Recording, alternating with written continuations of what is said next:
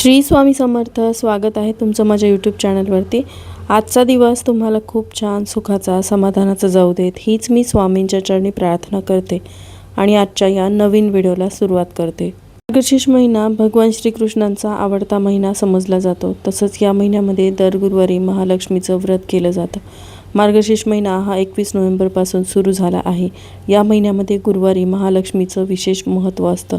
या आपल्या कुटुंबाला धनधान्य समृद्धी मिळावी आणि कुटुंबातील सदस्यांना उत्तम आरोग्य लाभावं या हेतूने सुवासिनी महिला हे व्रत करतात. धार्मिक मान्यतेनुसार या व्रताचं पालन केल्याने भक्तांवर लक्ष्मीची कृपा राहते. यासोबतच ऐश्वर, यश, समृद्धी प्राप्त होते. यासाठी दर गुरुवारी घरामध्ये घट मांडून महालक्ष्मी मातेच्या रूपाची पूजा केली जाते. मार्गशीर्ष महिन्यामध्ये एखाद्या वर्षी 4 गुरुवार असतात तर एखाद्या वर्षी 5 गुरुवार असतात. मार्गशीर्षातील प्रत्येक गुरुवारी अनेक सवाष्ण महिला मनोभावे व्रत करतात. देवी महालक्ष्मीची पूजा आराधना करतात. तर मार्गशीर्ष महिन्यातील शेवटच्या गुरुवारी व्रताचे उद्यापन केलं जातं. उद्या मार्गशीर्ष महिन्यातील 3रा गुरुवार आलेला आहे. मार्गशीर्ष महिना हा अतिशय फलदायी असून आपल्यावर श्री लक्ष्मीची कृपा व्हावी, तिने आपल्या घरामध्ये वास करावा, पैसा, शांती, समाधान घरामध्ये नांदावे म्हणून या मार्गशीर्ष महिन्यामध्ये प्रत्येक गुरुवारी श्री महालक्ष्मीचे व्रत करतात. हे व्रत महालक्ष्मीचे केल्याने मनातील सर्व इच्छा पूर्ण होतात आणि अष्टलक्ष्मीचा आशीर्वाद आपल्याला लाभत असतो. या मार्गशीर्ष महिन्यामध्ये येणाऱ्या प्रत्येक गुरुवारला एक विशेष महत्त्व असतं.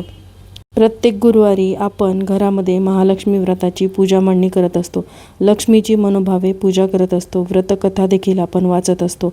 परंतु प्रत्येक दिवशी असा एक ठराविक काळ असतो, अशी एक ठराविक वेळ असते जी राहू काळ मानली जाते आणि म्हणून उद्या मार्गशीर्ष महिन्यातील गुरुवारी 3ऱ्या गुरुवारीसुद्धा राहू काळ असणार आहे आणि म्हणून उद्या आपल्याला या 2 तासाच्या राहू काळामध्ये चुकूनही महालक्ष्मी व्रताची पूजा मांडणी जी आहे ती करायची नाही किंवा पूजा करायची नाही. तर या दिवशी आपल्याला पूजा करण्यासाठी कोणता शुभ मुहूर्त असणार आहे, कोणत्या वेळेमध्ये पूजा जी आहे ती करावी अशी ही संपूर्ण माहिती आपण आज या व्हिडिओमध्ये पाहणार आहोत. त्यामुळे व्हिडिओ स्किप न करता शेवटपर्यंत बघा. चॅनलवरती पहिल्यांदा आला असाल तर सबस्क्राईब करा आणि असेच नवनवीन माहितीपूर्ण व्हिडिओ बघण्यासाठी बेल आयकॉनलाही क्लिक करा. त्यामुळे जेव्हाही मी नवीन व्हिडिओ अपलोड करेल तेव्हा त्याचं नोटिफिकेशन सर्वात आधी तुम्हाला मिळेल आणि तुम्ही एक पण व्हिडिओ मिस करणार नाही. मार्गशीर्ष महिना हा आपल्या हिंदू धर्मामध्ये अत्यंत पवित्र मानला जातो, जो भगवान श्रीकृष्ण आणि देवी लक्ष्मीला समर्पित आहे. ज्यात गुरुवारचे व्रत, कलश स्थापना, तुळशी आणि विष्णूची पूजा केल्याने धन, समृद्धी आणि सुख शांती मिळते. असं केल्याने आपल्याला इतर महिन्यात येणाऱ्या गुरुवारपेक्षा मार्गशीर्ष महिन्यातील गुरुवारचं खूप महत्त्वाचं आणि शक्तिशाली मानलं गेलेलं हे व्रत असल्यामुळे याचे लाभ देखील आपल्याला तितक्याच पटीने होतात. ज्योतिषशास्त्रानुसार या मार्गशीर्ष महिन्याचे गुरुवारचे व्रत करून भगवान श्रीहरी विष्णू आणि देवी लक्ष्मीची पूजा केल्याने सर्व इच्छा मनोकामना पूर्ण होतात, आर्थिक वाढ होते आणि घरातील क्लेश हे देखील दूर होतात. जर या मार्गशीर्ष महिन्यामध्ये आपण मनोभावे व्रत करून महालक्ष्मीची पूजा केली तर आपल्या घरातील, आपल्या जीवनातील सर्व समस्या, अडचणी, अडथळे हे दूर होतात आणि आपल्या सर्व इच्छा मनोकामना ह्या देखील पूर्ण होतात. तसेच या व्रताने घरामध्ये नेहमी शांतताही टिकून राहते, कुटुंबाचे संरक्षण होते, कुटुंबाचे आरोग्य सुधारते, स्त्रियांना अखंड सौभाग्य प्राप्त होते. तसेच घरातील मुलांच्या जीवनातील सर्व समस्या ह्या दूर होऊन त्यांना शिक्षणामध्ये यश मिळते. या मार्गशीर्ष महिन्यामध्ये दान केल्याने त्या दानाचे दुप्पट पटीने फळ प्राप्त होते. दान केल्याने आपल्याला असलेले ग्रहदोष देखील दूर होतात. गुरुवारी आंघोळीच्या पाण्यामध्ये चिमूटभर हळद टाकून स्नान केल्याने कुंडलीतील गुरुग्रह मजबूत होतो आणि गुरुग्रह हा आपल्या कामासंबंधित असतो. जर आपल्या कुंडलीतील गुरुग्रह हा मजबूत असेल तर आपल्याला प्रत्येक कामामध्ये यश मिळते आणि म्हणूनच आपल्याला उद्या आंघोळीच्या पाण्यामध्ये चिमूटभर हळद टाकून स्नान करायचं आहे. आणि तसंच या मार्गशीर्ष महिन्यामध्ये घराची फरशी जी आहे तर ती देखील पुसली जात नाही. स्त्रियांनी केस देखील या दिवशी धुवू नयेत. त्यामुळे आज बुधवारीच आपल्याला घराची फरशी स्वच्छ पुसून काढायची आहे. आपलं घर जे आहे तर ते नीटनेटकं करायचं आहे. त्याचबरोबर तुम्हाला केस देखील आजच धुवायचे आहेत आणि उद्या गुरुवारी फक्त आपल्याला आंघोळीच्या पाण्यामध्ये चिमूटभर हळद घालून स्नान करायचं आहे. यानंतर आपल्याला साज शृंगार करून पूजा मांडणी करायची आहे. तर पहा, आता ही जी पूजा मांडणी आहे तुम्ही गुरुवारी सकाळी 9:30-10च्या अगोदर केली तरीसुद्धा चालते. जर तुम्हाला सकाळी नाही शक्य झालं तर मग तुम्ही सायंकाळीसुद्धा ही पूजा मांडणी करू शकता. आता ही पूजा मांडणी करण्यासाठी आपल्याला एक पाट किंवा चौरंग घ्यायचा आहे. जिथे आपण पूजा मांडणी करणार आहोत तिथे थोडंसं गोमूत्र किंवा गंगाजल शिंपडून स्वच्छ पुसून घ्यायचं आहे. कुंकू आणि त्या जागेवरती एक स्वस्तिक काढायचं आहे आणि त्या स्वस्तिकवरती तुम्हाला पाट किंवा चौरंग ठेवायचा आहे. त्यानंतर त्या चौरंगावरती किंवा पाटावरती आपल्याला लाल किंवा पिवळ्या रंगाचं वस्त्र अंथरायचं आहे. त्या पाटावरती थोड्याशा अक्षता ठेवायच्या आहेत आणि त्यावरती एक दिवा तुम्हाला प्रज्वलित करून त्या तांदळावरती ठेवायचा आहे. त्यानंतर दिव्याला हळद, कुंकू, अक्षता अर्पण करायचे आहेत, फुलं अर्पण करायची आहेत आणि त्यानंतर एक कलश घ्यायचा आहे. कलशामध्ये शुद्ध पिण्याचं पाणी भरायचं आहे. कुठलंही बेसिनचं किंवा नळाचं पाणी घेऊ नका. ज्या प्रकारे आपण चांगलं पाणी पितो तसंच देवांनासुद्धा चांगलंच पाणी घ्यायचं असतं. म्हणून जे पिण्याचं पाणी असतं जे आपण वापरतो तर तेच पाणी त्या कलशामध्ये भरायचं आहे. त्या पाण्यामध्ये तुम्हाला हळद, कुंकू, एक सुपारी आणि एक नाणं टाकायचं आहे. हळकुंड तुम्हाला टाकायचं आहे. त्यावरती तुम्हाला 5 प्रकारच्या पानं किंवा विड्याची पानं किंवा आंब्याची पानं ठेवायची आहेत आणि त्यावरती तुम्हाला एक नारळ जर आहे तो ठेवायचा आहे. आता हा नारळ तुम्ही पहिल्या दुसऱ्या गुरुवारी जो वापरला तर तोच नारळ घ्यायचा आहे. 4ही गुरुवार आपल्याला एकच नारळ वापरायचा असतो. प्रत्येक गुरुवारी वेगवेगळा नारळ घेण्याची गरज नसते. तसेच कलशामध्ये जी सुपारी किंवा जे हळकुंड नाणं आहे तर ते सुद्धा आपल्याला प्रत्येक गुरुवारी तेच वापरायचं असतं. यानंतर पाटावर थोडेसे तांदूळ ठेवून तिथे हा कलश तुम्हाला स्थापित करायचा आहे. त्यानंतर आपल्याला गणपती बाप्पांची देखील स्थापना करायची आहे. गणपती बाप्पांना आपल्याला हळद, कुंकू, अक्षता, फुलं जी आहेत ते अर्पण करायची आहेत. लक्ष्मी मातेची मूर्ती तुमच्याकडे असेल किंवा फोटो असेल तर त्याचीसुद्धा तुम्हाला स्थापना करायची आहे. तसंच शंख आणि घंटी ही देखील आपल्याला पूजेमध्ये ठेवायची आहे. तर या पद्धतीने तुम्हाला पूजा मांडणी जी आहे ती सर्वप्रथम करून घ्यायची आहे. जिथे पूजा मांडणी केली आहे तिथे तुम्हाला रांगोळीसुद्धा काढून घ्यायची आहे आणि यानंतर तुम्हाला पूजेला सुरुवात करायची आहे. आता पूजेला सुरुवात करताना सर्वप्रथम आपल्याला गणपती बाप्पांपासून सुरुवात करायची आहे. कारण गणपती बाप्पा हे प्रथम पूजनीय असतात. म्हणून गणपती बाप्पांना हळद, कुंकू, अक्षता, फुलं अर्पण करायचे आहेत.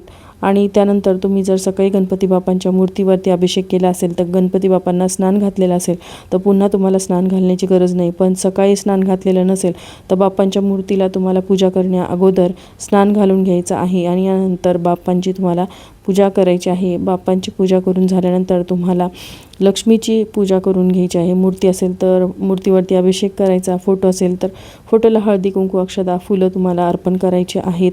कलशाला सुद्धा हळदी, कुंकू लावून घ्यायचं आहे.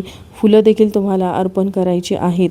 बाळकृष्णांची मूर्ती जर तुमच्या देवघरामध्ये असेल तर तीसुद्धा तुम्ही या पूजेमध्ये ठेवू शकता. बाळकृष्णांची मूर्ती आणि देवी लक्ष्मीचा फोटो किंवा मूर्ती ही तुम्हाला जवळजवळ ठेवायची आहे. कारण हे लक्ष्मीनारायण आहेत म्हणून आपण यांचे एकत्रित पूजन जे आहे तर ते करायचं असतं. सगळी पूजा तुमची करून झाल्यानंतर तुम्हाला महालक्ष्मी व्रताची कथा जी आहे तर तीसुद्धा वाचायची आहे. देवी लक्ष्मीला खिरीचा किंवा दुधाचा नैवेद्य अर्पण करायचा आहे किंवा तुम्ही फळांचा म्हणजेच केळीचा नैवेद्य अर्पण केला तरीसुद्धा चालतो. धूप, दीप, अगरबत्ती लावून तुम्हाला वातावरण हे प्रसन्न करायचं आहे. त्याचबरोबर या दिवशी तुम्हाला श्रीसूक्तम, लक्ष्मी गायत्री मंत्र, विष्णू गायत्री मंत्रसुद्धा पठण करायचं आहे. आणि लक्ष्मीची अतिशय उच्च कोटीची सेवा म्हणजे महालक्ष्मी अष्टकम तर आपल्याला 1 वेळा किंवा 3 वेळा शक्य असेल तर महालक्ष्मी अष्टकमचं पठण जे आहे ते आवर्जून करायचं आहे. आता यानंतर तुम्हाला माहितीच असेल की आपला जो संपूर्ण दिवस असतो म्हणजे सकाळपासून ते संध्याकाळपर्यंत अगदी रात्री 12 वाजेपर्यंत या संपूर्ण दिवसाचं जे आहे तर ते अनेक वर्गीकरण जे आहे ते या दिवसाचं वेगवेगळ्या काळामध्ये केलं जातं. आणि प्रत्येक दिवशी एक विशिष्ट काळ जो असतो ना तो राहू काळ मानला जातो आणि हा राहू काळ अत्यंत अशुभ मानला जातो.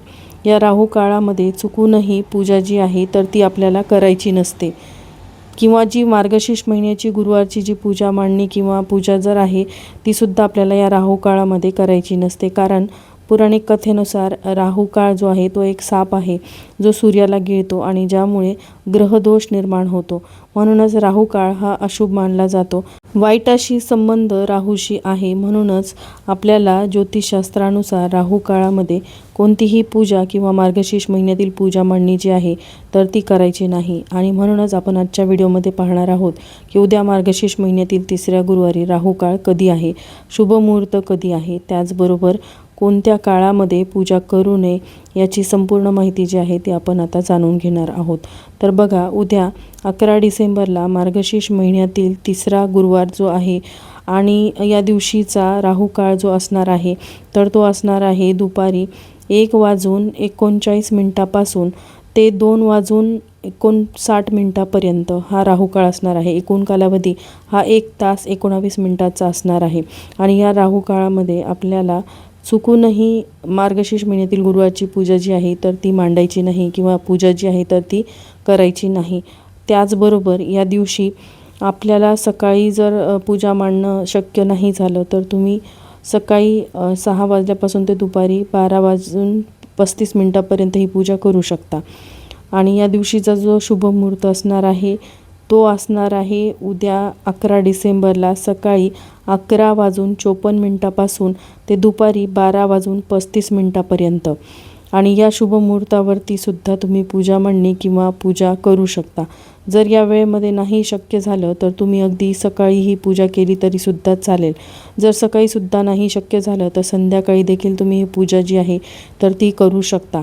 आणि संध्याकाळी तुम्ही पूजा करणार असाल तर 6 वाजल्यापासून ते 6:30 वाजेपर्यंत तुम्ही ही पूजा करायची आहे.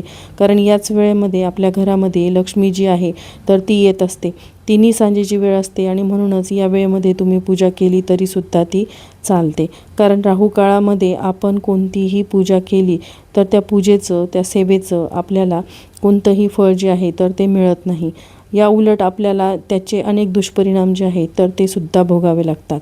म्हणूनच आपल्याला चुकूनही उद्या म्हणजे राहू काळामध्ये सांगितलेल्या वेळेमध्ये मार्गशीर्ष महिन्यातील तिसऱ्या गुरुवारची पूजा मांडायची नाही किंवा पूजा करायची देखील नाही. तर ही अत्यंत महत्त्वाची माहिती मला तुमच्यापर्यंत शेअर करायची होती. व्हिडिओ तुम्हाला आवडला असेल तर लाईक करा, चॅनलवरती नवीन असाल तर सबस्क्राईब करा आणि हा व्हिडिओ आपल्या मित्रपरिवारासोबत जास्तीत जास्त शेअर करा. चला तर मग भेटूयात पुढच्या अशाच नवीन व्हिडिओसोबत. तोपर्यंत सर्वांना श्री स्वामी समर्थ.